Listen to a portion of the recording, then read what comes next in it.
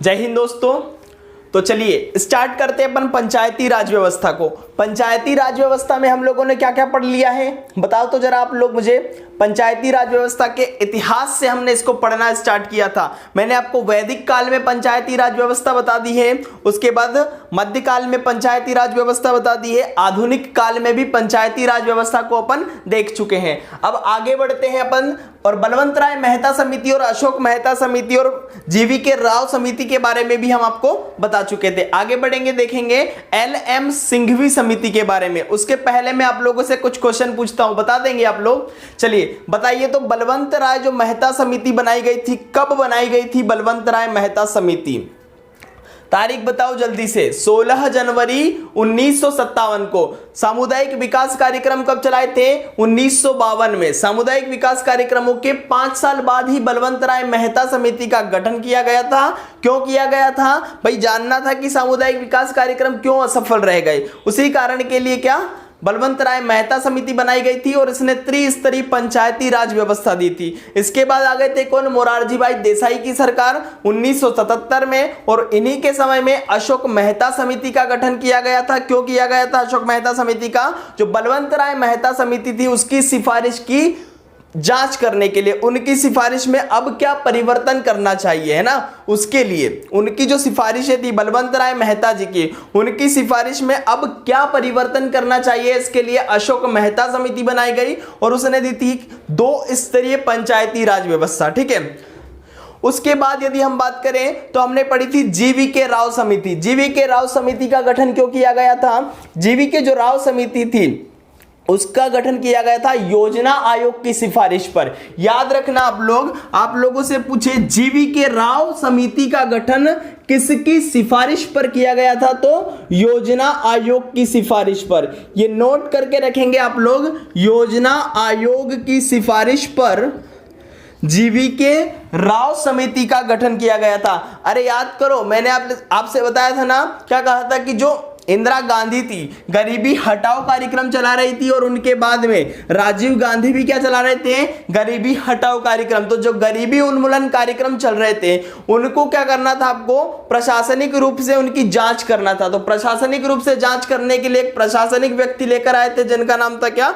जीवी के राव। उनको चुना गया था किसके लिए? प्रशासनिक जांच करने के लिए, और प्रशासनिक रूप से उन्होंने उसका ब्यौरा तैयार करके आपको 4 स्तरीय पंचायती राज व्यवस्था दी थी। और आगे बढ़ते हम देखते हैं अब लक्ष्मीमल सिंघवी समिति को। ठीक है, चलिए सबसे पहले जानिए लक्ष्मीमल सिंघवी कौन थे। तो लक्ष्मीमल सिंघवी की यदि हम बात करें तो इनका जन्म हुआ था राजस्थान में। कहां हुआ था? लक्ष्मीमल सिंघवी का जन्म राजस्थान में हुआ था।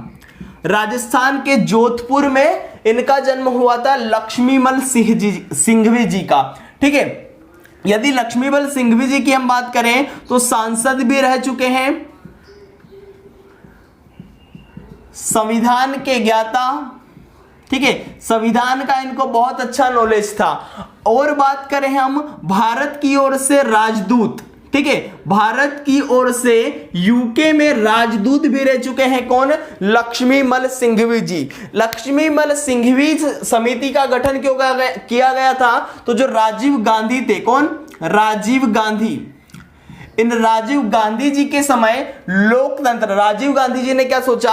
लोकतंत्र बताएंगे आप लोग मुझे, लोकतंत्र क्या होता है बताओ तो जरा। लोकतंत्र क्या होता है? अरे जनता के द्वारा जनता के लिए चुना जाने वाला जो शासन होता है वही क्या कहलाता है? लोकतंत्र कहलाता है। तो लोकतंत्र और विकास के लिए, देश का विकास कैसे किया जाए उसके लिए पंचायती राज संस्था का पुनरुद्धार करना पड़ेगा। क्या करना पड़ेगा आपको? जो पंचायती राज संस्था अभी तक चल रही है ना, उसका क्या करना पड़ेगा? पुनरुद्धार करना पड़ेगा। तो जब पंचायती राज संस्थाओं का पुनरुद्धार करना है तो उसकी अवधारणा पत्र आपको तैयार करना पड़ेगा कि आगे कैसी व्यवस्था होनी चाहिए, है ना।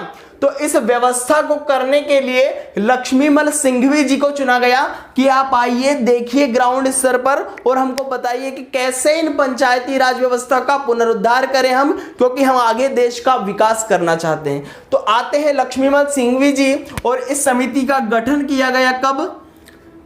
जून 1986 में। याद रखना ये डेट, जून 1986 में लक्ष्मीमल सिंघवी जी की समिति का गठन किया जाता है। और लक्ष्मीमल सिंघवी जी किसका ज्यादा ज्ञान था? संविधान का ज्यादा ज्ञान था। ये ज्यादा दिमाग लगाते नहीं है और कहते हैं स्टार्टिंग वाले बलवंत राय मेहता जी ने सही सिफारिश की थी। क्या कहा था? उन्होंने कहा था 3 स्तरीय, तो आप 3 स्तरीय पंचायती राज व्यवस्था को अपना लीजिए। और जैसा उन्होंने कहा था, क्या ग्राम स्तर पर ग्राम पंचायत रख लो, ठीक है। उसके बाद आप मंडल स्तर पर क्या रख लीजिए? पंचायत समिति, पंचायत समिति रख लो। और जिला स्तर पर जिला परिषद रख लीजिए, ठीक है।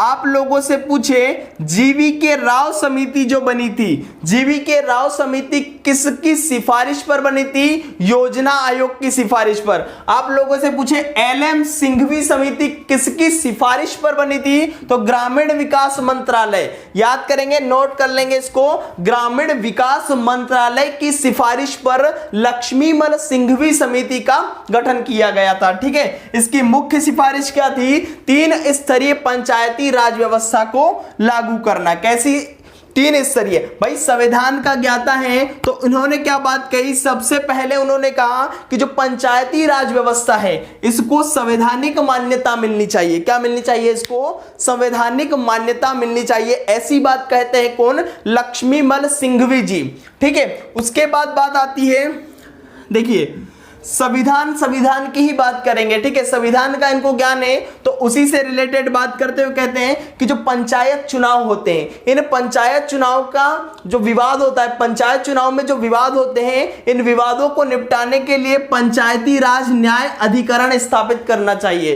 क्या स्थापित करना चाहिए? पंचायती राज न्याय अधिकरण को स्थापित करना चाहिए।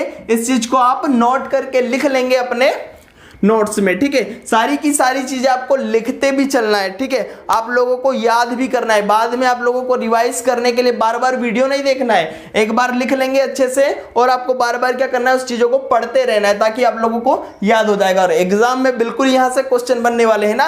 आपके टॉपिक में दिया है पंचायती राज व्यवस्था और ग्रामीण अर्थव्यवस्था, ठीक है। उसके बाद यदि हम बात करें एलएम सिंघवी जी की, तो उन्होंने कहा है कि पंचायत जो राज व्यवस्था है इसको यदि आप चाहते हैं कि अधिक से अधिक विकास हो इसका, तो गांवों को ज्यादा से ज्यादा मान्यता दो। क्या कहा? गांवों को ज्यादा से ज्यादा मान्यता दो।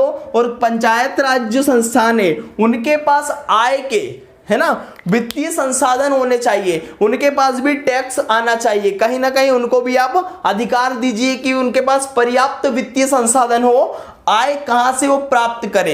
ऐसी बात कहते हैं कौन? लक्ष्मीमल सिंघवी जी। तो लक्ष्मीमल सिंघवी जी ने सबसे पहले इनको संवैधानिक निकाय बनाने की बात कही थी। कब? 1986 में। तो याद रखना आप इस लक्ष्मीमल सिंघवी समिति को।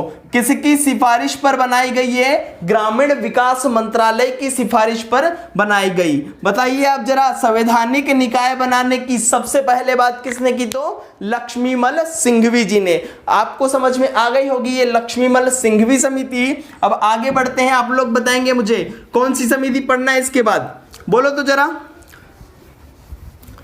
अरे पीके थुंगन समिति। कौन सी? पीके थुंगन, खाके नहीं, पीके थुंगन। चलिए अब देखते हैं अपन पीके थुंगन समिति को। पीके थुंगन समिति की यदि हम बात करें तो इस समिति का मुख्य पर्पस क्या था? इस पीके थुंगन समिति को क्यों बनाया गया? राजनीतिक और प्रशासनिक ढांचे की जांच करने के लिए। किसके लिए बनाया गया इसको? राजनीतिक और प्रशासनिक ढांचे की जांच करने के लिए। अब देखो, अब जो समितियां बन रही है ना, उनका मुख्य उद्देश्य धीरे धीरे यही होने वाला है कि कहीं ना कहीं जो पंचायती राज व्यवस्था है ये संवैधानिक मान्यता प्राप्त कर ले, ठीक है। तो पीके थुंगन समिति का गठन किया गया। आप जांच कीजिए इस ढांचे की, राजनीतिक और प्रशासनिक ढांचे की जांच कीजिए कि कैसा हमको आगे राजनीतिक और प्रशासनिक ढांचा इसका रखना चाहिए। गठन की यदि हम बात करें तो 1988 में इस पीके थुंगन समिति का गठन किया जाता है। आप लोगों को मैंने सारी की सारी समिति का गठन याद करवा दिया। सबसे पहले बनी थी कौन सी? 1957 में बलवंत राय मेहता समिति। उसके बाद बनी थी 1977 में कौन सी? बताओ जरा। अशोक मेहता समिति। उसके बाद 1985 में कौन सी, जीवी के राव समिति। 1986 में कौन सी बनी थी, इसके पहले जो पड़ी, लक्ष्मीमल सिंघवी समिति। 1988 में बनकर आई कौन सी, पीके थुंगन समिति। 1988 में एक और आएगी कौन सी, वीएन गाडगिल समिति। तो ये सन भी आप लोगों को जरा ध्यान रखना है, ठीक है, ये सन आप लोगों को ध्यान रखना है भैया। अभी क्लास के बाद में आप लोगों से कुछ क्वेश्चन पूछेंगे, आपको उनका आंसर बताना है, ठीक है। ये जब अपना कंप्लीट हो जाएगा ना, इसके बाद अपन क्या करने वाले हैं, पूरा एक टेस्ट सीरीज लेकर आएंगे आप लोगों के लिए टॉपिक वाइज, है ना। पंचायती राज की जो समिति है और इतिहास है, इस पूरे चैप्टर का अपन एक टेस्ट लगाने वाले हैं। आपके सामने ऑब्जेक्टिव टाइप क्वेश्चन होंगे और उनसे जुड़े हुए जो भी आगे ऑब्जेक्टिव बन सकते हैं उसको भी कवर करेंगे, और उसके जो भी मेन पॉइंट होंगे उनको भी आपको हम लिखवा देंगे, ठीक भैया। तो 1988 में बनाई गई कौन सी, पीके थुंगन समिति। इस समिति को क्यों बनाया गया था, राजनीतिक और प्रशासनिक रूप से प्रशासनिक ढांचे की जांच करने के लिए, ठीक है। ये जो समिति थी पीके थुंगन समिति, इसने भी दी कौन सी, त्रिस्तरीय पंचायती राज व्यवस्था। कैसी दी थी इसने, त्रिस्तरीय पंचायती राज व्यवस्था। ग्रामीण स्तर पर तो इन्होंने कहा क्या, ग्राम पंचायत होनी चाहिए। क्या कहा, ग्रामीण स्तर पर ग्राम पंचायत होनी चाहिए। मंडल स्तर पर इन्होंने चेंज कर दिया, मंडल स्तर पर इन्होंने कहा प्रखंड पंचायत। क्या कहा इन्होंने, मंडल स्तर पर प्रखंड पंचायत, ये लिख के रखेंगे, प्रखंड पंचायत होनी चाहिए। और यहां पर तो जिला परिषद ही होना चाहिए, जिला परिषद, और नीचे सबसे नीचे ग्राम पंचायत। ये बिल्कुल अपने नोट्स में लिख कर रख लेंगे आप लोग, ठीक है। ग्राम पंचायत, प्रखंड पंचायत और जिला पंचायत। बोलिए एक बार, ग्राम पंचायत, प्रखंड पंचायत, जिला पंचायत। ग्राम पंचायत, प्रखंड पंचायत और जिला पंचायत। इसकी बात कही है किसने, इन पीके थुंगन जी ने। ये पीके थुंगन जी भी कहते हैं क्या, कि जो स्थानीय निकाय है, इन स्थानीय निकाय को भैया आपको संवैधानिक मान्यता दिलवाइए। क्या संवैधानिक मान्यता की बात करते हैं पीके थुंगन जी भी। तो आप लोगों को ध्यान रखना है, इनके पहले जो आए थे लक्ष्मीमल सिंघवी, उन्होंने भी संवैधानिक मान्यता की बात कही थी, इन्होंने भी संवैधानिक मान्यता की बात कही है। तो कहीं ना कहीं लोगों को समझ में आने लगता है इस बात को। चलो आगे चर्चा करेंगे इस पर।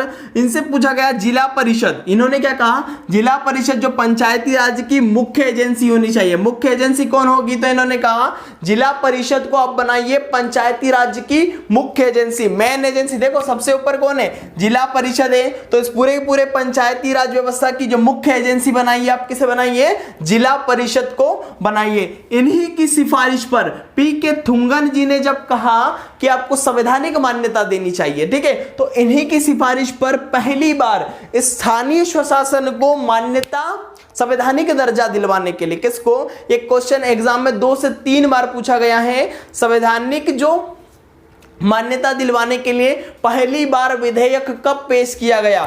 स्थानीय लिख लेंगे, स्थानीय स्वशासन को संवैधानिक मान्यता प्रदान करने के लिए पीके थुंगन समिति की सिफारिश पर वर्ष 1989 में, कब, 1989 में पहली बार संविधान संशोधन विधेयक पेश किया गया था। लेकिन राज्यसभा में, कहां पर, राज्यसभा में इसको बहुमत नहीं मिला, राज्यसभा में इसको बहुमत नहीं मिला, इसके कारण यह विधेयक पास नहीं हो सका। तो ध्यान रखना आप लोग, क्वेश्चन फिर पूछा जाएगा, पहली बार स्थानीय जो स्वशासन है उनको संवैधानिक मान्यता प्रदान करने हेतु किस समिति की सिफारिश पर विधेयक पेश किया गया था। पीके थुंगन समिति की सिफारिश पर वर्ष 1989 में, कब, वर्ष 1989 में इस पीके थुंगन समिति की सिफारिश पर पहली बार विधेयक को पेश किया गया था। लेकिन राज्यसभा में बहुमत नहीं मिला, उसके कारण से यह विधेयक पास नहीं हो सका, ठीक है। आगे पढ़ते हैं, अब अपन एक और समिति पढ़ लेते हैं। चलिए देखते हैं, ज्यादा नहीं पढ़ना है उसमें, थोड़ा सा देख लीजिए। चलिए, तो अगली समिति आपकी कौन सी, वीएन गाडगिल समिति। इसके बाद आपकी 6 समिति पूरी कंप्लीट हो जाएगी। इसके बाद आप लोगों से क्वेश्चन पूछेंगे, ठीक है, बताना आप फिर आंसर। तो वीएन गाडगिल समिति बनाई गई। अब देखो मैंने आपसे क्या कहा, बाद वाली जो भी समितियां बनाई जा रही है सिर्फ और सिर्फ का एक ही उद्देश्य, क्या कि ये जो पंचायती संस्थान, जो स्थानीय निकाय हैं, इनको कहीं ना कहीं संवैधानिक मान्यता मिल जाए। क्योंकि अपन स्टार्टिंग से बात करते आ रहे हैं, नीति निर्देशक तत्वों में इनको शामिल कर दिया गया था।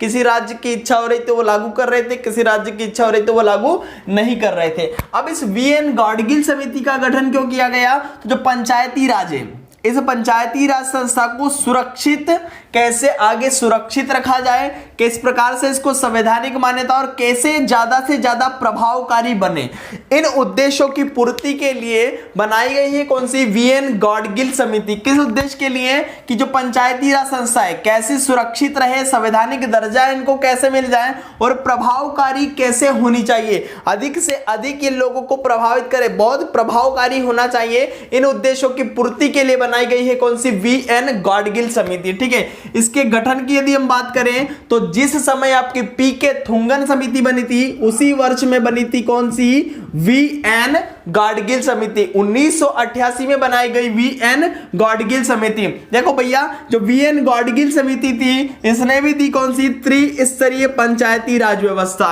इनने कहा ग्राम स्तर पर ग्राम पंचायत बना दो, ग्राम पंचायत बना दो। उसके बाद प्रखंड स्तर पर क्या बनाइए, प्रखंड पंचायत, प्रखंड पंचायत बना दीजिए, प्रखंड पंचायत। ठीक है, और इसके बाद जिला स्तर पर होना चाहिए जिला परिषद। तो अभी तक आप लोगों ने देखा सिर्फ 2 ऐसी आई है समितियां जिन्होंने, अशोक मेहता समिति की यदि हम बात करें तो उसने द्विस्तरीय कहा था, और जो जीवी के राव थे वो प्रशासनिक व्यक्ति थे, वो अलग ही चल रहे थे। 4 स्तरीय पंचायती राज व्यवस्था उन्होंने दी थी। ठीक है, इतना आप लोगों को समझ में आ गया। इस वीएन गाडगिल समिति ने भी कहा क्या, कि संवैधानिक दर्जा प्रदान करो। अब हद हो चुकी है बहुत ज्यादा, संवैधानिक दर्जे की बात करती है कौन सी, वीएन गाडगिल की। देखो एलएम सिंघवी ने स्टार्ट कर दिया था कि संवैधानिक दर्जा, संवैधानिक दर्जा, मतलब आने वाला जो 73वां संविधान संशोधन है, अपन कह सकते हैं कि 73वां संविधान संशोधन होना तय हो गया था किसकी बात से, लक्ष्मीमल सिंघवी जी की बात से ही। ठीक है, अब 73वां संविधान संशोधन हम अगले चैप्टर में पढ़ेंगे। ठीक है, तो संवैधानिक दर्जे की बात किस किसने करी है, वीएन गाडगिल ने करी है। इनके पहले वाले पीके थुंगन जी ने, उन पीके थुंगन जी के समय तो पहला संविधान संशोधन विधेयक भी पेश कर दिया गया। उसका सन आप लोगों को मैंने याद करवाया, कब किया, 1989 में, याद रखेंगे 1989 में पेश किया गया। और उनकी समिति कब बनी थी, 88 में बनी थी। बस कहना है कि उनकी सिफारिश पर, किसकी सिफारिश पर, पीके थुंगन की सिफारिश पर करा था। ठीक है, तो ये वाली जो समिति है, इस समिति ने भी, ये जो समिति है कौन सी, वीएन गाडगिल समिति, इसने भी त्रिस्तरीय पंचायती राज व्यवस्था दी है और संवैधानिक मान्यता प्रदान करने की बात कही है। अगला यदि हम देखें तो सभी स्तरों के सदस्यों का चुनाव कैसे होना चाहिए, वीएन गाडगिल जी कहते हैं कि सभी स्तरों के जो सदस्य हैं उनका चुनाव प्रत्यक्ष रूप से होना चाहिए। कैसे होना चाहिए, प्रत्यक्ष रूप से चुनाव होना चाहिए सभी स्तरों के सदस्य का। फिर कार्यकाल उन्होंने कहा 5 वर्ष, कितना होना चाहिए कार्यकाल, 5 वर्ष होना चाहिए सभी सदस्यों का। और जो राज्य होता है, क्या कहते हैं, कार्यकाल। और राज्य की बात करी, राज्य में आप लोगों को वित्त आयोग और चुनाव आयोग, इन दोनों का क्या करना चाहिए, गठन करना चाहिए। प्रत्येक राज्य का अपना चुनाव आयोग होना चाहिए, प्रत्येक राज्य का क्या होना चाहिए, अपना वित्त आयोग भी होना चाहिए। ऐसा कौन कहते हैं, वीएन गाडगिल जी कहते हैं। सारी की सारी बातें आप लोग नोट करके रखेंगे। महिलाओं, एससी एसटी वर्ग को उन्होंने आरक्षण देने की भी बात कही है। किसने, वीएन गाडगिल जी ने। वीएन गाडगिल जी कहते हैं कि जो राज्य होता है या पंचायती संस्थान होते हैं, इन पंचायती संस्थान की ही बात करी थी। पंचायती संस्थान क्या करना चाहिए, टैक्स लगा भी सके, ऐसा उनको अधिकार दो, टैक्स की वसूली भी कर सके, साथ ही साथ टैक्स को जमा भी कर सके। ऐसी सारी की सारी सुविधा किसको देना चाहिए, आप लोगों को पंचायती राज संस्थानों को देना चाहिए। तो उम्मीद करते हैं आप लोगों को पंचायती राज समितियां अच्छे से समझ में आ गई होगी। नहीं समझ में आई तो इस वीडियो को एक बार और देखिए, नहीं आई तो फिर एक बार और देखिए, पर जब तक समझ ना आए तब तक काम चलने वाला आपका नहीं है, क्योंकि क्वेश्चन जरूर यहां से पूछा जाएगा। चलिए मैं ही पूछ लेता हूं सबसे पहले, तो आप लोगों से क्वेश्चन सब साफ कर देते हैं, है ना। करते हैं खेला शुरू, पूछते हैं आपसे कुछ क्वेश्चन, आप लोग बताएंगे उनके आंसर। ठीक है, आप लोग बताओ जरा मुझे, पहला क्वेश्चन आप लोगों से बताओ, सभा शब्द का उल्लेख कितनी बार किया गया है। दूसरा क्वेश्चन आपसे, समिति शब्द का उल्लेख कितनी बार किया गया है। जो आंसर आपको आते जाएंगे कमेंट करके बताएंगे, आप लोग पूरा लिख देंगे कमेंट बॉक्स में, है ना। मैं चेक कर लूंगा, अगर आपका सही आंसर हुआ तो मैं आपको बता दूंगा, गलत आंसर हुआ तब भी आपको कह देंगे कि ये आंसर आपका गलत है। तीसरा आप लोग बताएंगे मुझे, अशोक मेहता समिति का गठन कब किया गया। चौथा आप लोग बताएंगे, LM सिंघवी समिति का गठन कब किया गया, बताइए जरा, LM सिंघवी समिति का गठन कब किया गया। पांचवा क्वेश्चन आप लोगों के लिए, आप बताएंगे मुझे, सभा और समिति को प्रजापति की 2 पुत्री किस वेद में कहा गया है। अगला क्वेश्चन आप लोग बताएंगे, कार्नवालिस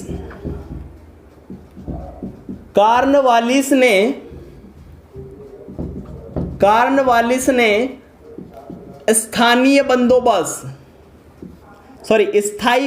क्या बोलते हैं उसको, स्थायी बंदोबस्त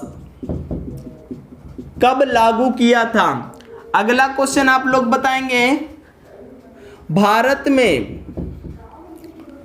स्थानीय स्वशासन का जनक किसे कहा जाता है।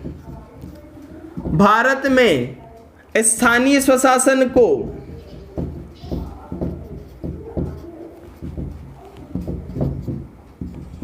कब लागू किया गया। अगला क्वेश्चन आप लोग बताएंगे मुझे, चलिए और बताइए तो, 4 स्तरीय पंचायती राज व्यवस्था किसने दी है। एक और क्वेश्चन आप लोगों से पूछते, 10 क्वेश्चन हो जाएंगे ना। अगला क्वेश्चन आप बताएंगे मुझे, स्थायी बंदोबस्त पूछ लिया ना, चलो बताओ, कार्नवालिस कोड का गठन कब किया गया। कार्नवालिस कोड का गठन कब किया गया। ये 10 क्वेश्चन आप लोगों के लिए। सबसे पहले आप लोगों से पूछा, सभा शब्द का उल्लेख कितनी बार किया गया, तो सभा शब्द का उल्लेख 9 बार। समिति का पूछे तो 8 बार किया गया। अशोक मेहता समिति का गठन कब किया गया था, 1977 में, दिसंबर 1977 में। LM सिंघवी समिति, याद करो जल्दी, LM सिंघवी समिति कब, 1986 में। इसके बाद में 2 और समिति आई थी, कौन सी, PK थुंगन समिति, और इसके बाद में एक और समिति आई, कौन सी, VN गाडगिल समिति। 4 स्तरीय पंचायती राज व्यवस्था किसने दी, जल्दी बताएंगे, किसने दी, GVK राव ने। किसने दिए 4 स्तरीय, GVK राव ने। सभा और समिति को प्रजापति की 2 पुत्री किसमें कहा गया है, अथर्ववेद में। ठीक है, किसमें कहा है, अथर्ववेद में। अगला क्वेश्चन था आपका, कार्नवालिस ने स्थायी बंदोबस्त कब लागू किया था, 1793 में। भारत में स्थानीय शासन का जनक किसे कहते हैं, लॉर्ड रिपन को। किसे कहा जाता है, लॉर्ड रिपन को कहा जाता है स्थानीय स्वशासन का